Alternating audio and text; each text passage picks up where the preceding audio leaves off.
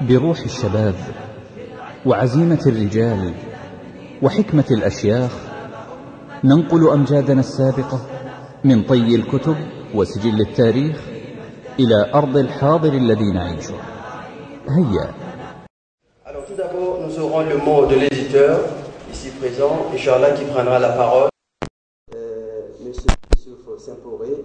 Également, nous aurons la présentation de l'œuvre et de l'auteur également ici. Et nous aurons des questions-réponses qui seront bien sûr posées par les journalistes ici présents. Voici comment va se dérouler la cérémonie brièvement. Et sans plus tarder, nous allons avoir le mot de l'éditeur dans quelques instants. أعوذ بالله من الشيطان الرجيم بسم الله الرحمن الرحيم الحمد لله رب العالمين ولا عاقبة للمتقين ولا عدوان إلا على الظالمين وأشهد أن لا إله إلا الله ولي الصالحين وأشهد أن محمدا عبده ورسوله اللهم صل وسلم وبارك عليه وعلى آله وصحبه وسلم. Honorable Docteur Ahmad Savadogo, cher frère directeur des éditions Basmala, j'ai nommé le frère El Hajj Nana Mohamed,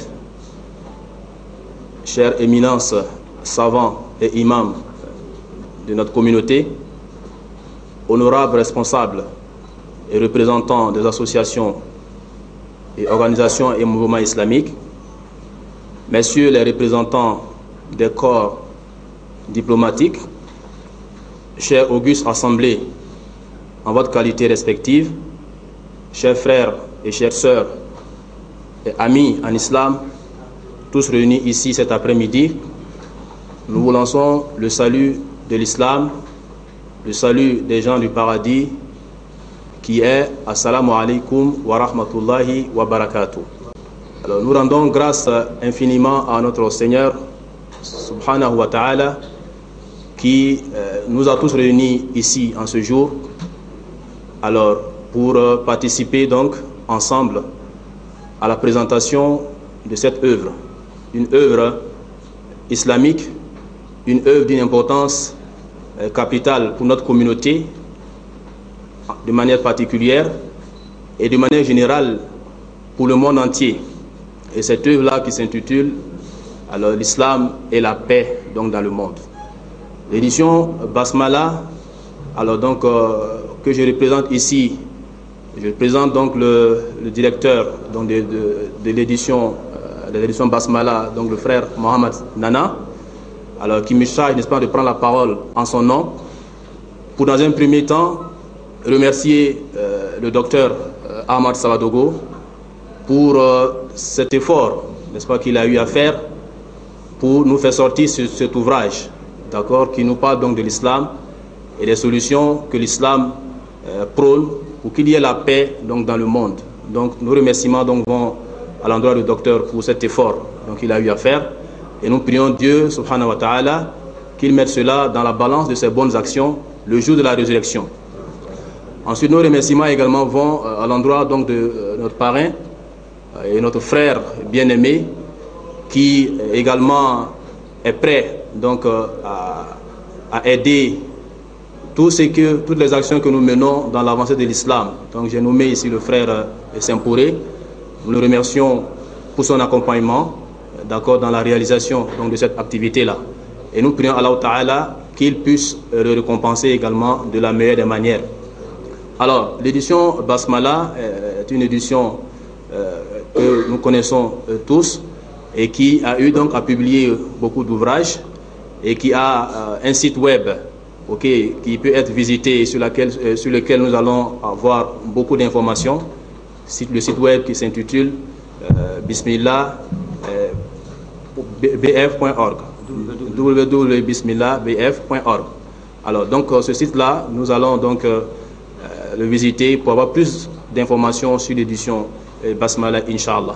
Donc nous allons, pour ne pas prendre trop de temps, terminer également par remercier tous ceux et toutes celles qui, de près ou de loin, aident, n'est-ce pas, les éditions Basmala dans la publication de ces ouvrages. Donc nous avons, n'est-ce pas, des aides, des frères et des sœurs qui sont donc des volontiers, et donc nous demandons à Allah subhanahu wa ta'ala donc de les remercier tous par le bien et que Dieu fasse que cette œuvre-là, qui a été donc faite par le docteur, que cette œuvre-là puisse profiter à toute la communauté, Inch'Allah.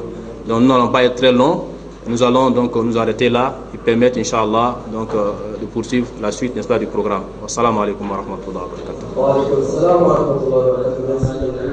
من يهده الله فلا مضل له ومن يضلل فلا هادي له واشهد ان لا اله الا الله وحده لا شريك له واشهد ان محمدا عبده ورسوله صلى الله عليه وعلى اله واصحابه ومن تبعهم باحسان الى يوم الدين وسلم تسليما كثيرا. Au nom d'Allah, le tout miséricordieux, le très miséricordieux, toutes les louanges sont à Allah, Seigneur de l'univers, que son salut et sa bénédiction soient sur son messager Mohammed, sa famille, ses compagnons et tous ceux qui les suivront sur le chemin droit jusqu'au jour de la rétribution. Assalamu alaikum wa rahmatullah.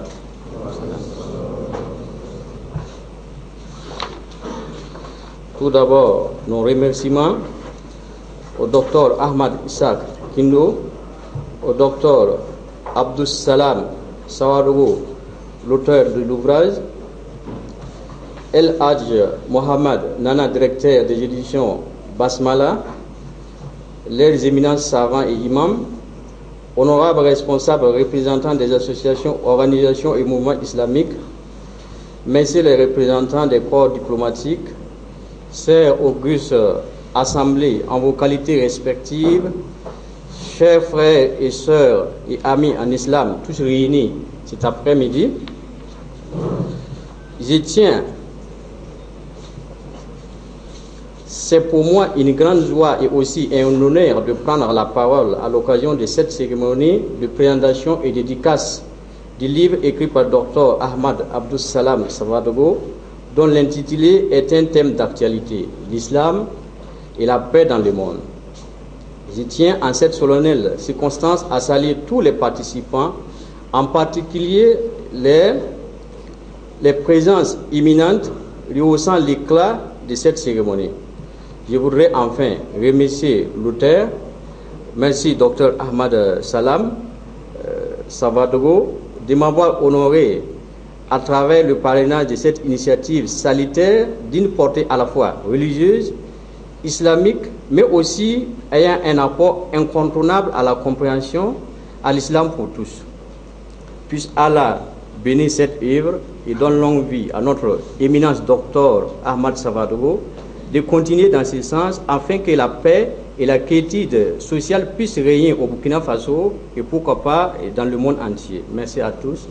Assalamu alaikum wa rahmatullah.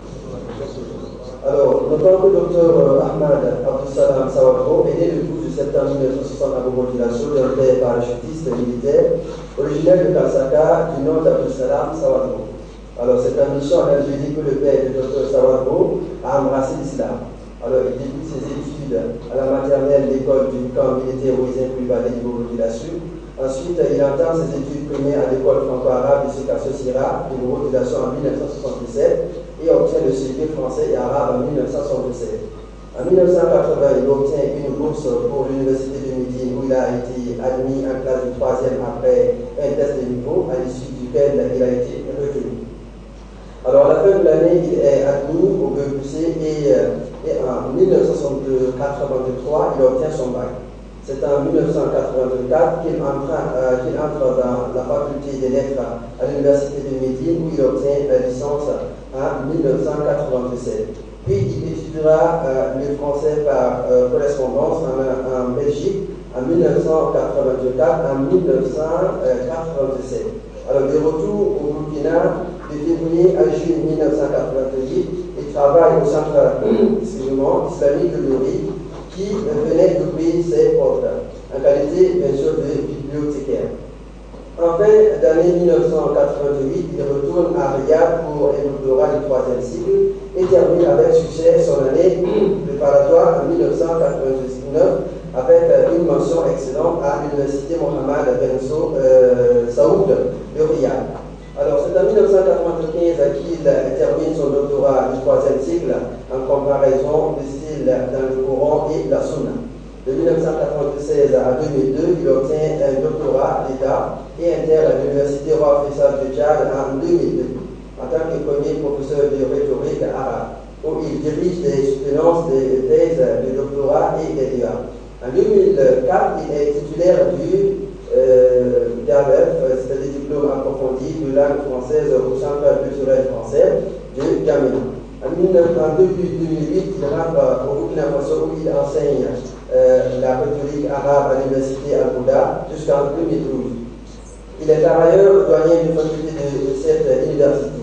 Il participe à la collection du journal malien Al-Qalam et depuis son retour au Burkina Faso, il est membre du comité des éléments du mouvement sunni du Burkina Faso.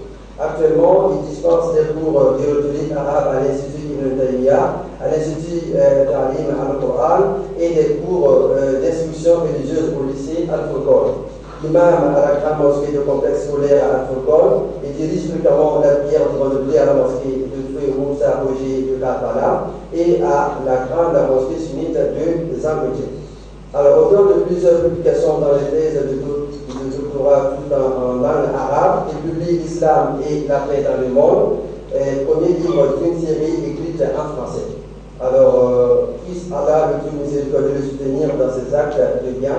Le 14 avril 1436, 30 juillet 2015. Alors, sans plus tarder, nous allons avoir Dr Abdul Salam Sawadou pour la présentation de lui. Merci.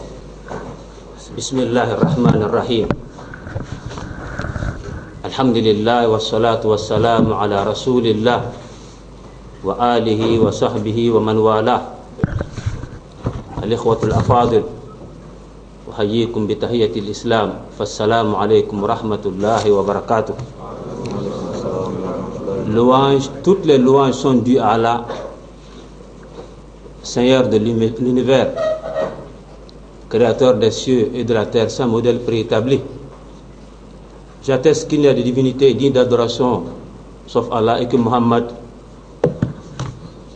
le sceau des prophètes, est sa miséricorde pour toute l'humanité. Mesdames et messieurs, chers frères et sœurs, honorables invités, une fois de plus, la question de la paix refait surface. La paix qui est devenue une denrée rare entre les humains qui étaient censés fraterniser. Des hommes issus d'une même famille s'entredéchirent et n'arrivent jamais à trouver la concorde. Même dans la famille de fraternité bâtie par le prophète Muhammad sallallahu alayhi wa sallam. Chaque pays s'est doté d'un ministère de la défense et on ne se lasse pas de s'équiper en armement, chacun voulant être le plus armé. En réalité, le plus fort est le plus équipé en armement. Depuis la chute du mur de Berlin, le monde connaît de moins en moins la paix. De nombreux pays sont détruits. L'Afghanistan, l'Irak, la Somalie et récemment la Libye. Beaucoup de pays dans le monde sont en situation de conflit, en particulier les pays musulmans. Et c'est le cas récemment de la Syrie. Les populations en souffrance dans ces contrées ne savent pas ce que c'est que la paix. Elles naissent, grandissent et passent toute leur vie dans la guerre dont elles sont victimes. Honorables invités, toutes ces atteintes et menaces à la paix sont souvent imputées à tort, certainement à ma religion, l'islam. Et l'islam pourtant, étymologiquement, vient du mot salam, qui signifie la paix. Depuis son avènement sur terre, les grands prophètes comme Abraham, Moussa et Isa, paix d'Allah sur eux tous, ont toujours prôné la paix. C'est cet islam couronné par le prophète Muhammad sallallahu alayhi wa sallam qui est aujourd'hui indexé comme une menace contre la paix. Et des propagandes sont menées dans ce sens afin de ternir l'image de cette noble religion en créant le dépit dans le cœur des non-musulmans et des musulmans ignorants. Cependant, on oublie sciemment et royalement les vrais ennemis de la paix dans le monde, ces grandes puissances impérialistes et colonisatrices qui produisent les armes et sèment la terreur dans beaucoup de parties du monde pour le seul, unique et bas but de protéger leurs intérêts. Celles-là qui pratiquent le terrorisme d'État et qui font des victimes par centaines, par milliers, chaque jour dans le monde. Mesdames et messieurs, chers frères et sœurs, dans un contexte pareil, il est plus que nécessaire pour nous de rétablir la vérité, de clamer l'innocence de notre noble religion, qui n'est que victime. L'islam, non pas l'islam de l'ère Mohammed, sallallahu alayhi wa sallam, mais l'islam de tous les temps, l'a toujours été. C'est pourquoi j'ai pris l'initiative d'écrire ce petit livre d'une 60aine de pages que j'ai intitulé « L'islam et la paix dans le monde ». Ce livre comprend 4 chapitres. Il fait d'abord l'historique de la paix en islam. Ensuite, le livre expose les bases de la paix, qui sont entre autres la foi, la soumission à Dieu, la science religieuse, la bienveillance et la justice. Les actes d'adoration, par exemple, visent à parfaire l'homme et à faire de lui le porte-flambeau de la paix sur terre. Allah dit en effet: les serviteurs de tout miséricordieux sont ceux qui marchent humblement sur terre, et quand les ignorants leur adressent des propos malveillants, ils répondent tout simplement paix. Ces éléments présentés constituent des bases solides, les vraies bases de la paix. La base de la paix ne saurait être les intérêts. Quand les intérêts concordent, il y a la paix. Et quand ils sont divergents, et c'est le cas le plus souvent, il ne saurait jamais y avoir de paix. Les observateurs de conflits dans le monde le comprennent bien. Il n'y a qu'à regarder le Congo démocratique dans le Nord Kivu et bien d'autres contrées du monde où les guerres ne connaissent jamais de fin. Ce livre présente aussi les dimensions de la paix en islam. Elles vont de la paix avec son Seigneur, avec soi-même, avec ses voisins, ses concitoyens, à la paix avec les animaux et autres êtres vivants. La paix ne se résume pas au silence des armes. Il donne également un bref aperçu sur la contribution de l'islam à la réduction de la violence. En conclusion, ce document énumère quelques raisons qui expliquent l'existence et la persistance des conflits dans le monde. À travers ce document, j'appelle d'abord les musulmans à la recherche de la science, à l'adoration et à la vigilance. Aux non-musulmans, je les rassure que l'islam, qui annonce la bonne nouvelle du paradis à ceux qui croient et font le bien, et l'enfer aux malfaiteurs, ne peut pas être une religion de terreur. S'il y a terreur quelque part, même si les auteurs sont musulmans, les raisons doivent être recherchées en dehors de l'islam. Ils ne doivent pas succomber aux intoxications. C'est le lieu ici de le répéter. D'autant plus qu'après les attaques terroristes du 15 janvier dernier, qui nous ont tous endeuillés et meurtris, des individus faibles d'esprit se sont pris aux barbus et aux femmes voilées, des hommes et des femmes qui s'efforcent de s'éloigner du mal pour espérer l'agrément de leur Seigneur. Dans ce livre, je dénonce également et surtout le terrorisme d'État, le comportement des puissances qui, au nom de leurs intérêts égoïstes, suscitent et alimentent les guerres et les troubles dans nos pays, en Afrique et dans le monde. Elles accusent à tort ma religion de terrorisme, et pourtant, sans leur soutien, le terrorisme ne peut prospérer. Avant de terminer, j'aimerais partager avec vous une information que j'ai apprise sur les médias tout récemment. Le Nigeria, puissance économique en Afrique et grand pays musulman, est sous la menace d'une nouvelle rébellion des Biafrais, en plus de Boko Haram. Et la radio qui invite les Biafrais à cela est basée à Londres. Cela veut tout dire. Les complots se fomentent à l'extérieur, le soutien aussi de l'extérieur. Je remercie le parrain, le frère Sempori Issouf, pour avoir accepté de parrainer la cérémonie, le frère Nana Mohamed qui travaille d'arrache-pied pour la diffusion du livre, le frère Sempori Suleiman pour l'effort fourni pour la correction. Qu'Allah vous récompense à la hauteur de vos sacrifices.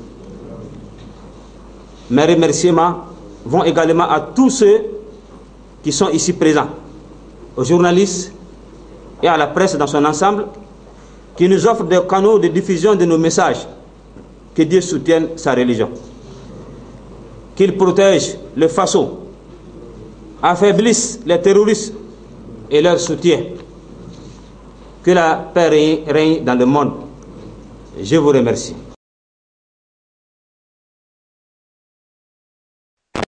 J'ai fui un pays qui était presque en flammes. J'étais dans un pays où la rébellion se répétait. Et j'ai pensé que, arrivé chez moi ici, je serais dans la paix. Et bizarrement, je trouve que les Burkinabés aussi ont été contaminés par cette fièvre. Et on a cassé, on a brûlé, on a fait beaucoup de choses.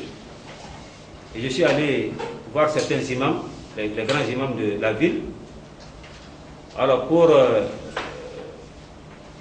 qu'on dénonce ces faits-là, à travers les sermons de vendredi et autres. C'est là que j'ai senti la nécessité, quand j'ai vu que moi, il n'était pas mobilisé.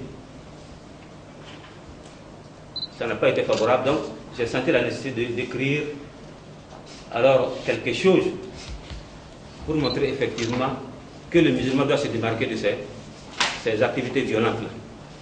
L'idée est là, est née de là-bas. Et ensuite, les événements se sont succédés. Et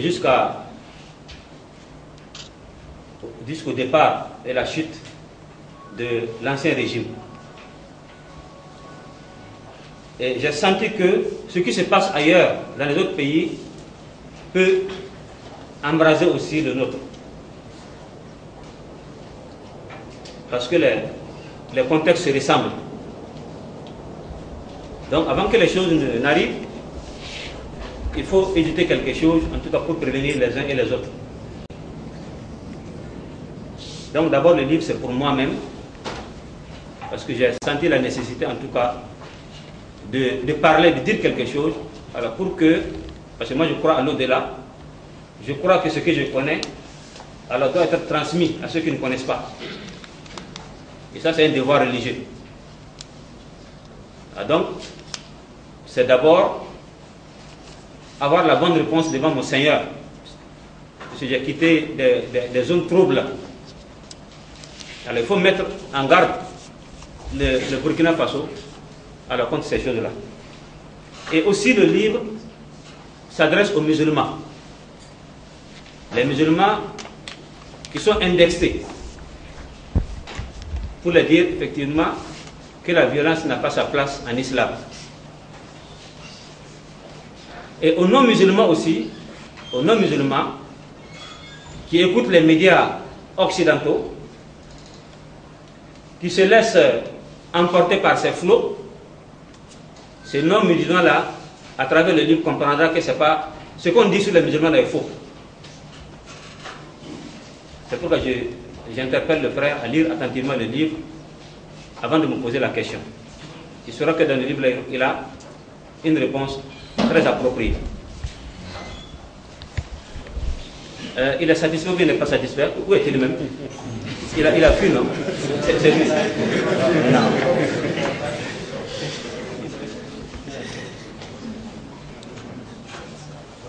Il a demandé aussi si entre les... Quelle opinion avez-vous des guerres entre musulmans? Entre musulmans.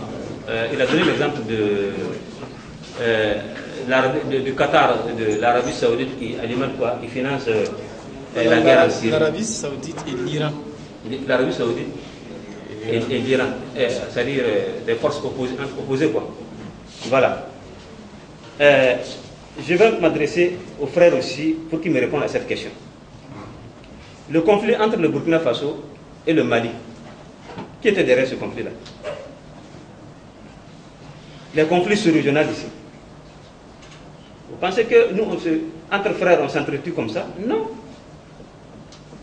Nous ne faisons qu'exécuter, nous sommes des exécutants. La plupart des cas, c'est ainsi.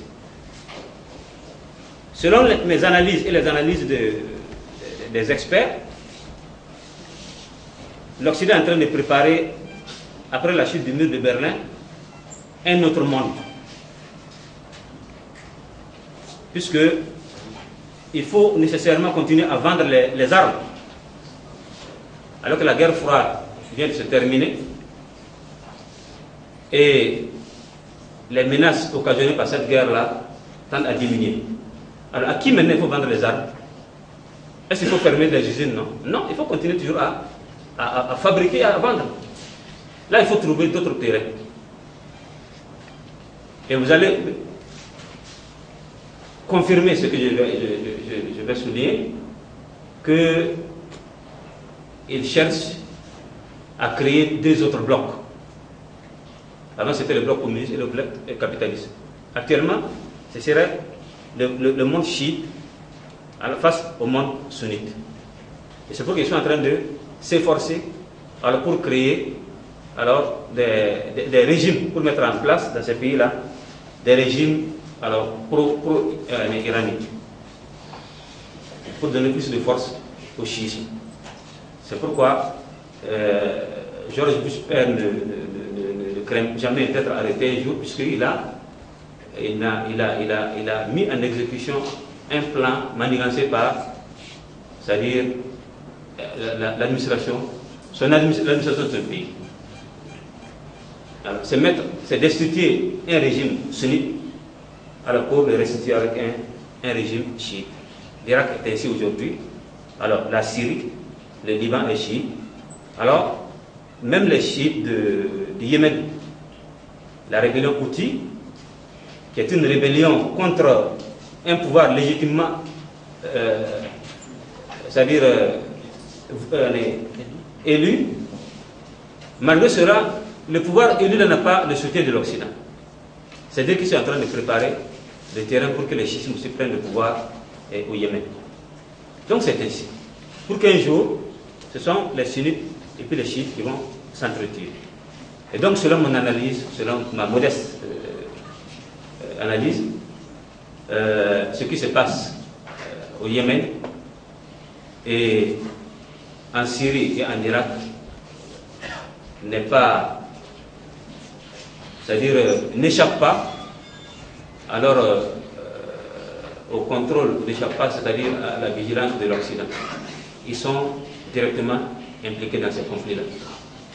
Je sais que l'Arabie Saoudite, j'ai vécu plus de 20 ans là-bas, c'est un pays pacifique qui ne connaît pas de guerre. Mais si tu te sens menacé, parce que la rébellion Houthi, après avoir destitué le pouvoir central, alors voulait prendre une partie de l'Arabie Saoudite, la mer Rouge là où transite le pétrole saoudien du Golfe, alors pour l'extérieur. C'est là-bas que cette rébellion Houthi-là a voulu en tout cas mettre la main. Donc c'était impossible. On savait effectivement que l'Arabie Saoudite allait s'impliquer dans cette guerre. Donc c'est mon analyse comme ça. Alors, je ne pense pas que les gens veulent, les pays du Golfe veulent en tout cas s'attaquer au chiisme. Non, non, non, mais ça a été manigancé ainsi. Alors pour mettre les uns à l'opposé des autres. Non. Il est satisfait? Il n'est pas satisfait. Monsieur Barrot demande à savoir si l'ONU, que l'ONU prétend que ce sont les musulmans qui financent ces guerres. Que c'est le Qatar et puis l'Arabie Saoudite qui financent ces guerres-là. Bon, c'est comme j'ai dit tantôt dans le livre, que c'est quand Houphouët-Boigny finançait la guerre de Biafra, c'était pas pour lui-même, mais c'est pour plaire à une puissance. Et le Gabon aussi était impliqué. Le Gabon avait pour rôle d'entraîner militairement alors les Biafrais pour qu'ils mènent cette lutte-là, cette lutte de séparation. Donc la question qu'on peut se poser, alors est-ce que Houphouët-Boigny qui finançait cette guerre-là, alors il faisait ça pour lui-même? Est-ce que l'implication de Omar Bongo dans cette guerre-là, c'était pour lui-même? Non, c'est pour des grandes puissances. En contrepartie, on te dit, on va préserver ton pouvoir, et ainsi de suite. Non. Donc, si l'ONU prétend aujourd'hui que ce sont les musulmans qui financent ces guerres-là, c'est vrai, c'est l'ONU même qui a dit à ces musulmans de financer parce que s'ils font cela, ils seront garants de leur sécurité, et ainsi de suite. Maintenant, si l'Arabie Saoudite ne veut pas faire de guerre, l'Arabie Saoudite n'a pas pu régler ses problèmes internes, pas pour s'hasarder dans ces guerres interminables. Oui. Donc, alors, à l'ONU maintenant de faire des enquêtes pour nous prouver qui est derrière cette guerre-là. Est-ce que l'Arabie Saoudite s'est levée, ou le Qatar s'est levé seul comme ça pour financer la guerre? Non, non, ce n'est pas possible. Ça, ce n'est pas mon analyse. Là, il faut chercher la vérité là quelque part. Non. Il y a M. Kéré qui demande la place de l'islam au Burkina Faso. C'est une place prépondérante. Les musulmans, d'abord, c'est la paix. Les musulmans ne connaissent pas la violence. Alhamdulillah Rabbil Alamin. Et secondo, les musulmans acceptent les injustices jusqu'à un certain niveau. Alors, ce qu'on fait aux musulmans, si le quart de ça était fait aux autres, le pays serait enflammé. Les musulmans, c'est celui qui a fait prospérer aussi l'économie du pays à travers ses relations avec l'extérieur. Et c'est pourquoi généralement les ministres de l'extérieur sont toujours des musulmans, pour qu'on puisse tisser des relations avec le monde arabe. Ça, c'est leur rôle. Mais malheureusement, quand ça vient, c'est toujours à l'insu d'eux. Le barrage de Ziga, par exemple, est estimé à 104 milliards de francs CFA. Et les 2 tiers là seront financés par les pays du Golfe. C'est la présence des musulmans qui fait que les pays du Golfe là volent au secours du Burkina Faso.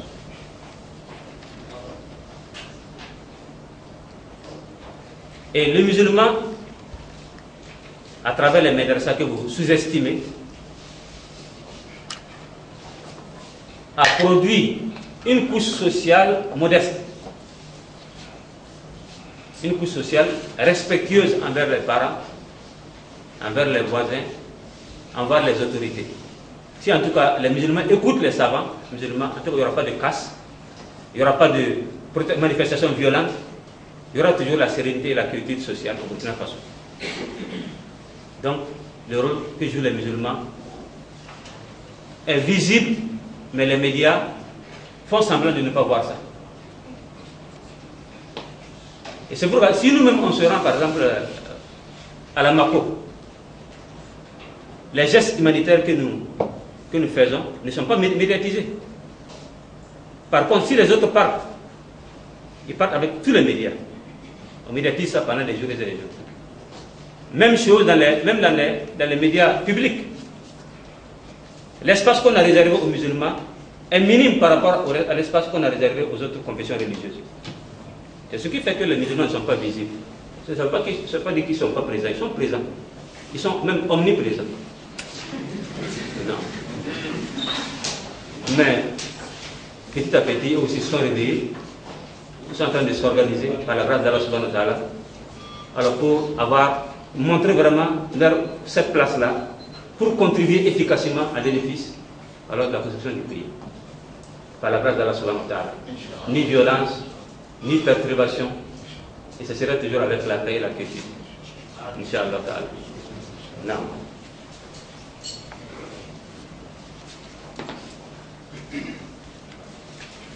Les associations islamiques se battent pour gérer le Hajj, c'est vrai. Mais comme le Burkina tout entier est corrompu, les musulmans aussi est burkinabé, ils seront corrompus.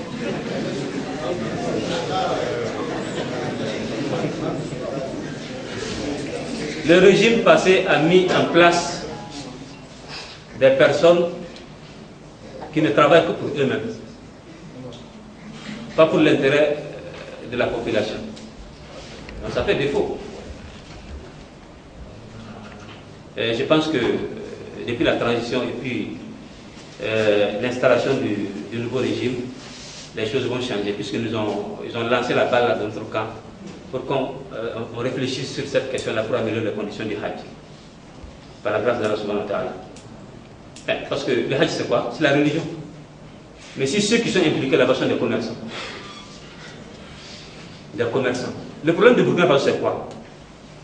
Les actions islamiques sont dirigées par les commerçants. Comme la population est pauvre, la population ne vénère que les riches. Par contre, dans les autres contrées, au Tchad par exemple, je connais le président de la République se plie pendant les événements. Le président même peut se déplacer pour aller rendre visite aux éléments à domicile. Dans les autres pays, c'est comme ça. Mais ici, au Burkina Faso, on veut que les éléments se déplacent pour aller saluer les riches chez eux. Vous voyez le contraire. Mais ici, on est pauvre. On est pauvre, on a placé devant nous ceux qui peuvent financer nos activités. Les commerçants. Alors qu'ils ne connaissent pas. Non, c'est ce qui fait défaut. Donc, la gestion du Hajj aussi a été attribuée à ces gens-là. Des gens qui luttent seulement pour remplir leur poche. Donc, ça fait défaut. Il faut dire d'abord, il faut changer radicalement d'abord les associations. Là. Pour que dans les associations, il y ait des savants. Inna khayra man ista'jarta al-qawiyyul amin. Mais ici, ce n'est pas le cas. Les présidents de la communauté musulmane, les présidents de quoi. Partout, vous allez voir quels sont les commerçants. J'ai dit ça en connaissance de cause. Mais voilà, donc ça ne peut pas. Ce n'est pas seulement les Hajj, partout dans les associations islamiques. Il faut que les jours viennent où nous allons vivre comme les autres. Le Conseil supérieur des affaires islamiques au Mali, nous connaissons ceux qui président ce conseil-là. Nos confrères qui sont en Côte d'Ivoire, le docteur Fadiga, ce sont des savants qu'on a mis au devant de la scène. Mais ici, ce n'est pas le cas. Ici, dans ton pays, le pays des hommes intègres, ce n'est pas le cas. Donc, on a donné la gestion du Hajj à qui? À des gens religieusement qui sont peut-être derrière les gens. Bon, vous voyez, tout dernièrement, il y a un réseau qu'on a démantelé au Burkina Faso. Un réseau qui avait pour vocation de trafiquer nos sœurs et nos choses là. En Arabie Saoudite pour aller faire ce qu'on appelle aujourd'hui l'esclavage moderne. Vous voyez, donc il faut en tout cas une autre balai citoyen pour balayer effectivement.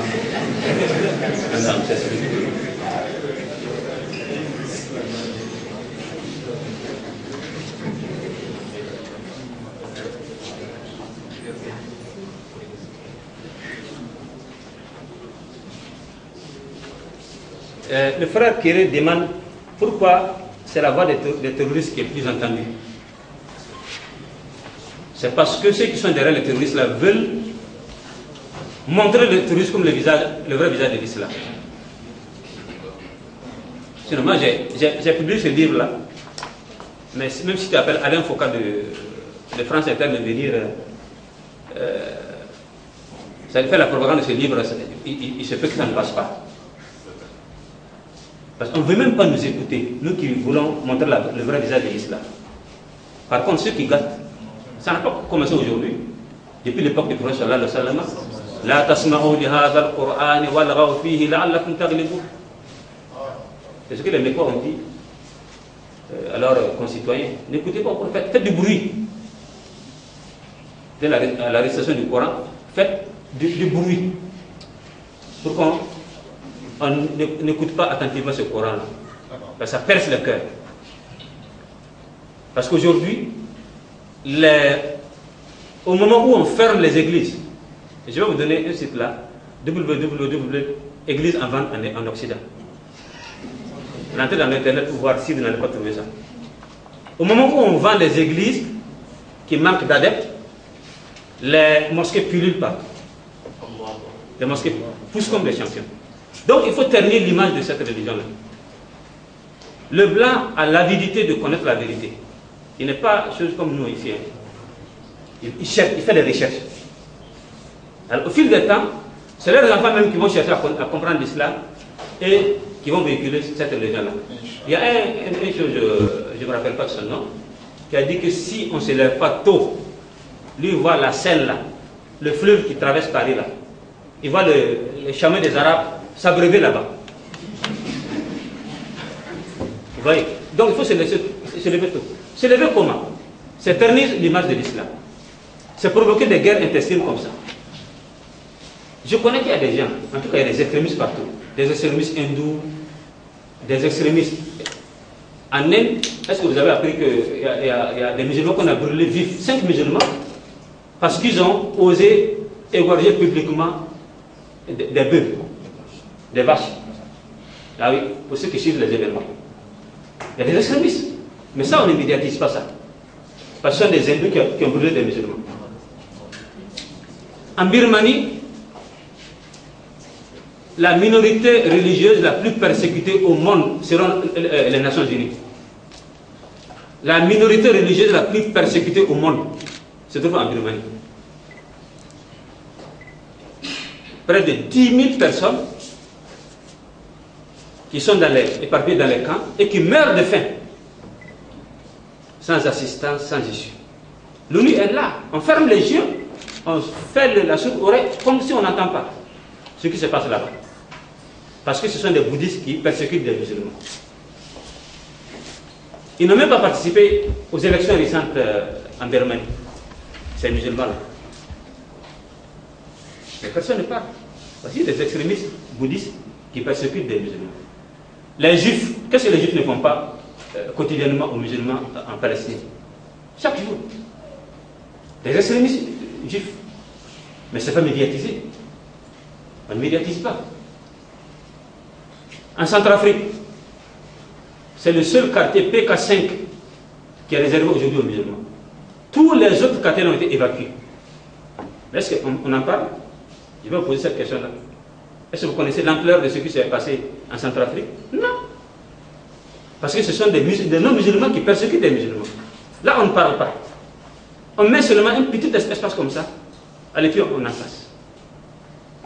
Ce qui s'est passé, si le pape est parti rendre visite même à la grande mosquée de... Parce que c'est la seule mosquée qui est restée. On a brûlé, saccagé, détruit, démoli toutes les autres mosquées là. Alors, et les journalistes sont là. Pourquoi on ne vous envoie pas faire quelque chose là? Vous êtes là. Médiatiser ça pour que le monde puisse connaître, en tout cas que les musulmans aussi sont persécutés quelque part. Personne ne parle.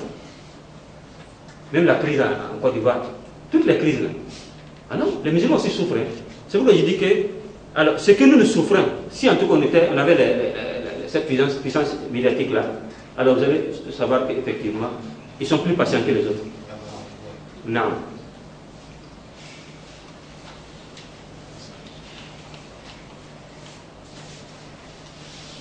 Donc, une fois, l'année passée, l'Arabie Saoudite a voulu organiser un colloque au Burkina Faso ici, qui avait pour but de montrer le vrai visage de l'islam. Ils n'ont pas eu l'autorisation. Et moi, j'ai été interpellé même de préparer, c'est-à-dire une conférence à la circonstance. Et on a même fixé la date. Et après, c'est le silence absolu jusqu'aujourd'hui. Et ça va montrer le vrai visage de l'islam. On ne veut pas. C'est ce que tu ne connais pas. Ce qu'on veut là, ce sont les 3 personnes qui sont venues ici faire le terrorisme. Là, maintenant, tous les médias du monde entier se présentent. Voilà le terrorisme. Et puis, même s'il n'a pas de barre, on va créer une barre qui le passe. Dire qu'il est barbu. On a prétendu qu'il y a une femme parmi eux. Il n'y a pas de femme. Il n'y a rien. Ils sont arrêtés pour prendre de l'alcool avant de passer à l'acte. Mais on ne parle pas de ça. Mais on prétend qu'ils ont prié, ils sont priés dans la mosquée avant de... Vous voyez? Donc, les médias, c'est que, ça dit, il faut qu'on comprenne une chose. C'est cette puissance médiatique-là qui fait la force de l'Occident. Ce que les médias veulent là, l'Occident veut ça qui passe. Non. Regardez l'image de l'Africain à l'extérieur. Il est comment? L'Africain. Quand on te voit seulement, c'est quoi? C'est le singe? C'est l'homme affamé? C'est l'homme barbare? C'est l'homme désordonné? C'est comme ça, c'est les médias. On connaît des gens qui sont venus ici nous voir. Mais vous êtes comme ça ici, non? Mais c'est comme ça ici. Vous voyez? Parce que tellement que les médias ont réussi à terminer l'image de l'Afrique. C'est la même chose que je suis en train de faire aujourd'hui contre l'islam. Ni plus ni moins. Non, parce que c'est là-bas, même la RTB, ils sont là ici. C'est là-bas qu'ils achètent les informations. C'est la France qui collecte, qui trie, qui traite les informations et qui nous vend. Et nous, on laisse passer ce que la France dit. C'est ça le problème. Malheureusement, les intellectuels ne sont pas des intellectuels. Les intellectuels ont besoin encore de faire d'autres formations, alors pour dépasser un peu le cadre occidental, là, pour avoir, c'est-à-dire,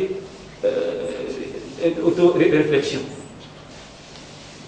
Sinon, comme ça, vous êtes comme la peur, vous allez suivre seulement. Donc moi, je souhaiterais même que la RTB m'invite chaque jour. Chaque jour. Je vais laisser le sommet là même pour aller, en tout cas, défendre ma religion. Pour montrer que moi, je n'ai pas d'armes, je ne veux pas une vision de ça. Ma prière même me dit, je me rappelle un protestant qui est venu me jeter un jour, qui a perdu, une femme qui a perdu son 500 000 francs, qui est tombée. Et il y a un de mes enfants qui a ramassé ça, pour venir me remettre. Et quand la femme a reçu son argent, là, elle a appelé toute sa communauté pour venir me remercier. Il y a un adepte de l'église qui a dit que faux, ce qu'on n'a pas faux. Toi, ta prière là, hein, t'as valu quelque chose. Donc, à travers la prière que nous prions, c'est-à-dire, nous forgeons en nous l'humilité, la modestie et la paix. Voilà, dites à la RTB qu'à partir d'aujourd'hui, je suis disponible. Si vous dites que ce sont les touristes là, leur voix qui passe, c'est parce que nous, on n'a pas cette opportunité-là, comme dans aux autres. Il y a Ahmed Djirat qui nous a dit une fois qu'il était invité en France pour une conférence. Arrivé à l'aéroport de Paris, quand on a vu sa barbe là,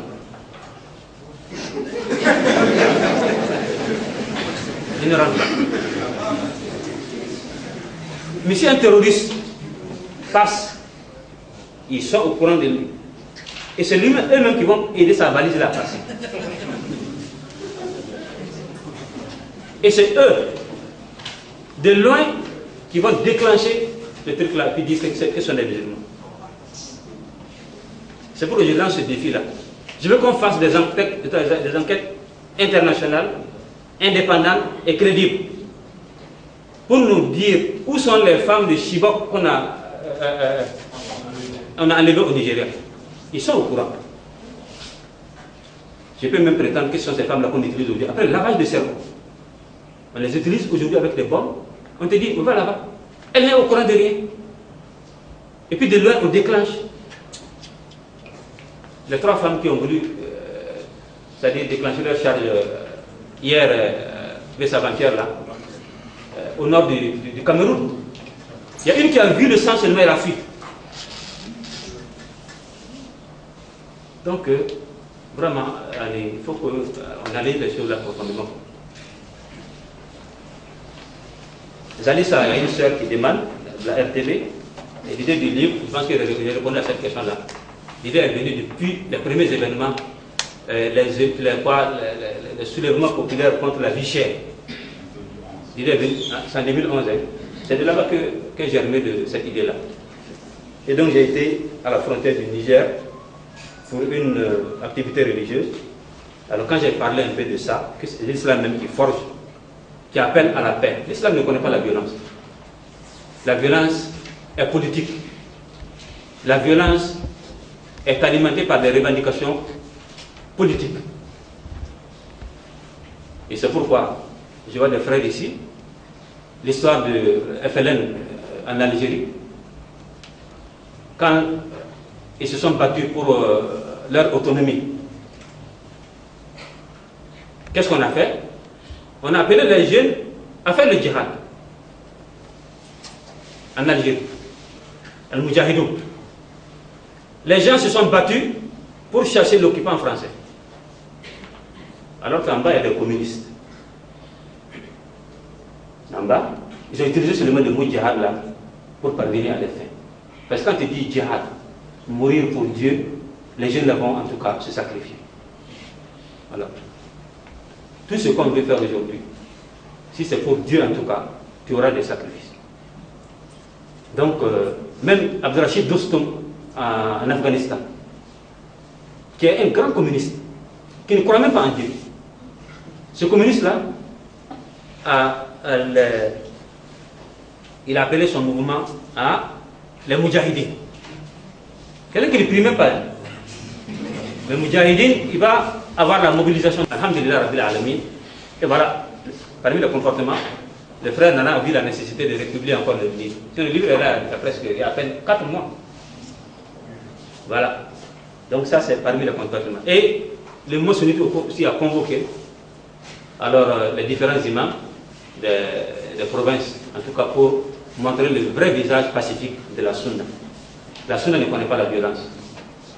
Donc il y a en tout cas des États, et nous avons fait aussi des émissions à Canal 3, des émissions dans certaines presses, pour montrer en tout cas que la Sunna et le salafisme n'ont rien à voir avec ces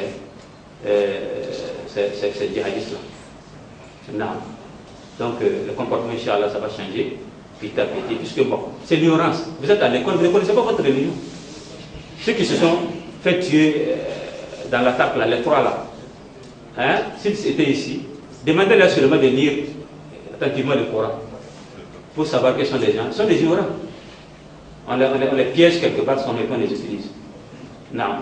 Donc, nous aussi, nous allons accroître, nous allons inviter à accroître la quête du savoir religieux. Alors que tous ceux qui sont dans cette salle-là sachent que c'est à travers le savoir religieux qui est développé dans le livre et dans d'autres livres, alors que les musulmans peuvent en tout cas s'en sortir. Donc ça fait partie des comportements et après les événements. Le temps de Maghrib est bientôt. Le dragon nous faut Al-Fajr. Le terrorisme d'État, oui c'est ça, le terrorisme d'État. Parce qu'en Afghanistan, si les Afghans sont des terroristes, parce qu'ils ont été agressés par les États-Unis. C'est le terrorisme d'État. La décision a été prise aux États-Unis. Mentir sur l'Afghanistan et puis les bombarder. Maintenant, les Afghans se défendent. La même chose en Libye. Quand Sarkozy a prétendu qu'il va protéger la population de Benghazi, alors que de l'autre côté, il y a une population syrienne, plus de 260 000 personnes qui sont mortes en Syrie. Et vous voyez, donc le terrorisme chez moi commence d'abord par le terrorisme d'État. Ce sont les États là qui sont les terroristes d'abord. On assassine les hommes, les opposants. Vous voyez ce qui se passe au Burundi, ce qui se passe au Congo démocratique, le vers Chebea jusqu'à présent. Où est-il? Les assassins le courent toujours. C'est plus là. Donc le terrorisme, c'est ça. Ceux qui sont censés garantir la sécurité de la population, c'est eux qui tuent. Et on les laisse, on parle de ceux, des innocents, des incapables qui ont pu en tout cas ramasser des armes par-ci par-là pour essayer de se vendre. Donc d'abord, commençons d'abord par les États qui sont des criminels, des terroristes. C'est les grands qui sont des terroristes. L'ONU même qui est terroriste, parce que c'est l'ONU qui donne les avals. C'est l'ONU qui donne les avals. Non. Aujourd'hui, l'ONU se tait sur tout ce qui se passe sur les musulmans. Mais par contre, quand il y a quelque chose, seulement on dit au pape de parler. Quand le pape parle seulement, les gens aussi suivent ça. Donc, voici des terroristes. Et ensuite, il y a le terrorisme religieux aussi. Les terroristes religieux. Là, mais il faut chercher à connaître qui sont ces terroristes-là. Quelles sont leurs motivations. هي أمة قد عزها قرآنها فاسأل مآثرها يجبك زمانها هي أمة قد عزها قرآنها بنت العدالة والقلوب فداؤها والحق قد شهدت به أعداؤها بنت العدالة والقلوب فداؤها والحق قد شهدت به أعداؤها شباب أمتنا أعيد عهدنا بالعلم والإيمان نبني مجدنا للعلم والإيمان نبني مجدنا للعلم والإيمان نبني مجدنا بالعلم